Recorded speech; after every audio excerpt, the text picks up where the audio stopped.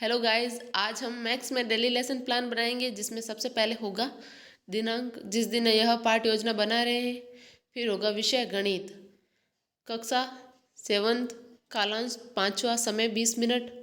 फिर होगी इकाई चतुर्भुज के प्रकार तथा आज का प्रकरण होगा आयत।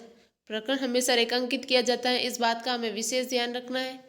फिर होंगे सामान्य उद्देश्य। सामान्य उद्देश्य शिक्षक के लिए बनाए जाते हैं जिन्हें प्राप्त करने के लिए शिक्षक यह पाठ योजना बनाता है, जिसमें सामान्य उद्देश्य होंगे विद्यार्थियों में गणित विषय के प्रति रुचि उत्पन्न करना, विद्यार्थियों को गणित की दैनिक जीवन में उपयोगिता बताना, विद्यार्थियों की मानसिक व तार्किक शक्ति का विकास करना, विद्यार्थियों में अनुशासनात्मक तथा स्पष्टता का विकास करना, विद्यार्थियों को गणित की शर्तों व नियमों से परिचित कराना, विद्यार्थियों को गणित के तथ्यों को समझने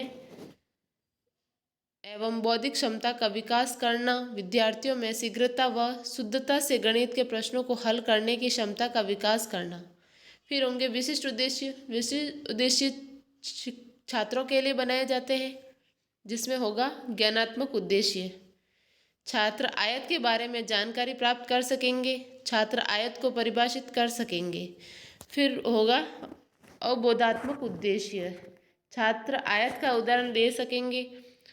फिर होगा अनुप्रयोग, विद्यार्थी दैनिक जीवन में आने वाली समस्याओं का निदान हेतु आयत का प्रयोग कर सकेंगे। कौशलात्मक उद्देश्य, छात्र आयताकार वस्तुओं का आकलन कर सकेंगे, छात्र आयत से संबंधित प्रश्नों को हल करने में दक्षता प्राप्त कर सकेंगे। फिर होगा रुचियात्मक उद्देश्य, विद्यार्थी आयत से संबंधित प्रश्नों में रुचि ले सकेंगे।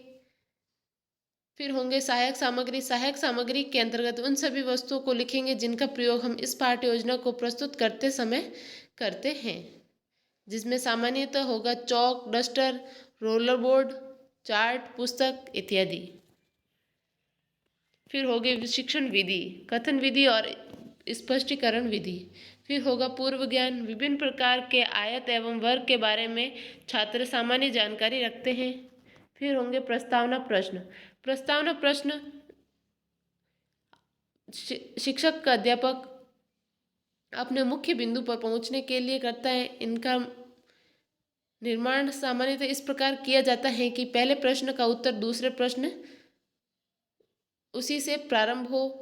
इसी प्रकार हमें अपने चारों प्रश्नों का निर्माण करना है, जिसमें सबसे पहले प्रश्न होगा वह आकृति जिसमें लंबाई, चौड़ाई व मोटाई न हो उसे क्या कहते हैं। छात्र उत्तर देंगे बिंदु। दो बिंदुओं के मिलने से क्या बनता है। छात्र उत्तर देंगे रेखा। चार रेखाओं से घिरी आकृति को क्या कहते हैं। छात्र उत्तर देंगे वर्ग।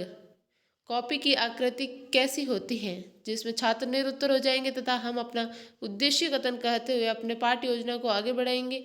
विद्यार्थियों, आज हम आयत के बारे में विस्तृत अध्ययन करेंगे। फिर होगा हमारे शिक्षण बिंदु, जिस पर विकासात्मक प्रश्न होंगे।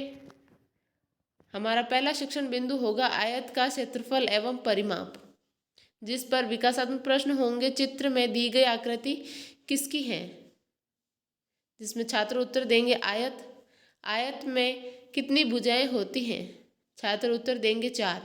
आयत के सम्मुख भुजाएं कैसी होती हैं। छात्र उत्तर देंगे समान। आयत के प्रत्येक कोण का मान कितना होता है, 90 डिग्री। आयत का परिमाप और क्षेत्रफल का सूत्र क्या होता है, जिसमें छात्र निरुत्तर हो जाएंगे तथा छात्र अध्यापक कथन करते हुए इस प्रश्न का उत्तर श्यामपट्ट पर हल करके बताएगा। चारों भुजाओं से घिरी आकृति को आयत का क्षेत्रफल कहते हैं। आयत का क्षेत्रफल लंबाई इंटू चौड़ाई होता है। आयत के चारों भुजाओं के योग को आयत का परिमाप कहते हैं। आयत के परिमाप का सूत्र होता है 2 इंटू लंबाई प्लस चौड़ाई।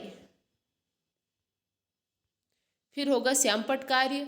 श्यामपट्ट पर एक चित्र बनाकर छात्रों को समझाने के लिए इस आयत की भुजा ए रखी गई है, जिसमें ए बी बराबर सी डी और डी ए बराबर बी सी, जिसकी लंबाई ए व चौड़ाई बी है। आयत का क्षेत्रफल हो जाएगा लंबाई इंटू चौड़ाई तो ए इंटू बी, ए बी तथा आयत का परिमाप हो जाएगा 2 इंटू लंबाई प्लस चौड़ाई 2 इंटू ए प्लस बी। यह आयत का परिमाप निकल जाएगा। फिर होंगे जैविक आंकिक प्रश्न। आयताकार भाग की लंबाई 5 सेंटीमीटर और चौड़ाई 3 सेंटीमीटर हो तो आयत का क्षेत्रफल एवं परिमाप ज्ञात कीजिए, जिसे छात्र ध्यानपूर्वक सुनेंगे तथा शिक्षक छात्रों के इस प्रश्न में छात्रों का सहयोग लेने के लिए उन्हें कुछ सामान्य से प्रश्न पूछेंगे, जिसमें सबसे पहला प्रश्न होगा आयत की लंबाई का मान कितना होता है। छात्र उत्तर देंगे 5 सेंटीमीटर। आयत की चौड़ाई का मान कितना है? 3 सेंटीमीटर। आयत का क्षेत्रफल का सूत्र क्या होता है? लंबाई इंटू चौड़ाई। आयत का परिमाप का सूत्र क्या होता है? 2 इंटू लंबाई प्लस चौड़ाई। आयताकार भाग का परिमाप और क्षेत्रफल कैसे ज्ञात करेंगे, जिसमें छात्र निरुत्तर हो जाएंगे तथा छात्र अध्यापक इसे श्यामपट्ट पर स्पष्ट करते हुए समझाएंगे। आयत की लंबाई 5 सेंटीमीटर, चौड़ाई 3 सेंटीमीटर। आयत का परिमाप, जिसमें आयत के परिमाप का सूत्र लगाकर 2 इंटू 5 प्लस 3 बराबर 16 सेंटीमीटर तथा आयत का क्षेत्रफल हो जाएगा लंबाई इंटू चौड़ाई 5 इंटू 3 बराबर 15 सेंटीमीटर। हमारा दूसरा शिक्षण बिंदु होगा आयत का विकर्ण।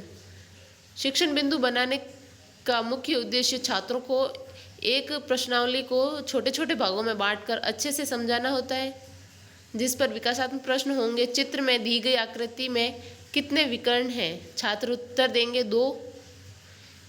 इनके नाम बताइए। छात्र उत्तर देंगे AC और BD।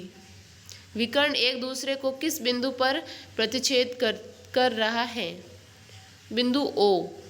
आयत के विकर्ण का सूत्र क्या होता है, जिसमें छात्र निरुत्तर हो जाएंगे तथा छात्र अध्यापक आयत के विकर्ण का सूत्र बताएंगे।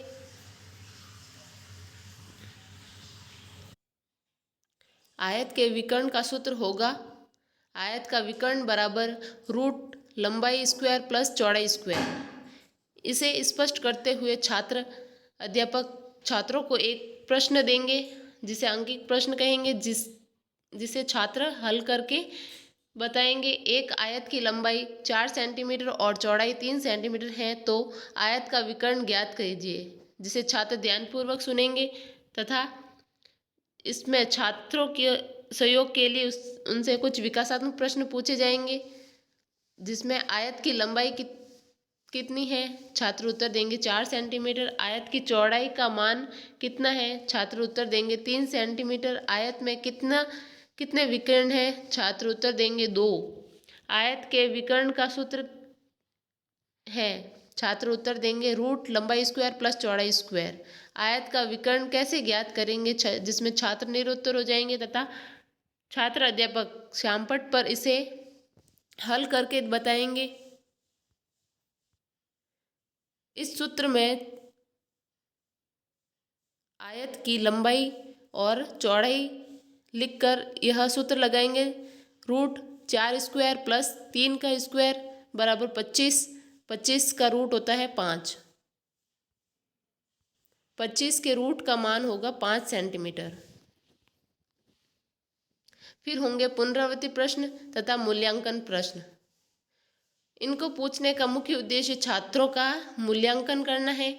इनकी संख्या सामान्यतः 3 से 4 रखी जाती है तथा यह प्रश्न श्यामपट्ट सार में से ही पूछे जाते हैं। इसलिए इन प्रश्नों को पूछने से पहले श्यामपट्ट पर किया गया कार्य पूर्ण रूप से साफ कर लेना चाहिए। आयत किसे कहते हैं? आयत के क्षेत्रफल का सूत्र बताइए। आयत के परिमाप का सूत्र बताइए। आयत का विकर्ण का सूत्र बताइए। फिर गृह कार्य देकर हम अपने इस पाठ योजना को समाप्त करेंगे। एक आयताकार मैदान की लंबाई 8 सेंटीमीटर और चौड़ाई 6 सेंटीमीटर है तो आयत का क्षेत्रफल, परिमाप तथा विकर्ण ज्ञात कीजिए। Thanks for watching my video. Please like, share and subscribe my channel and press the bell icon.